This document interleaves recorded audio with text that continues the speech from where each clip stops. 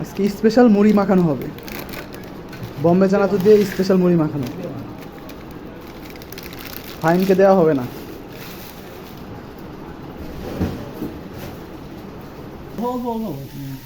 আর এত বেশি না, পুরাই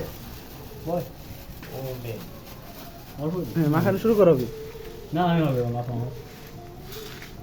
একজন মাখাই দিয়ে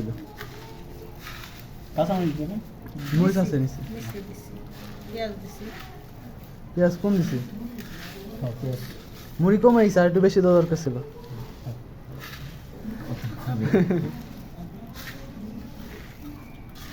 কই শুভ মামা কই?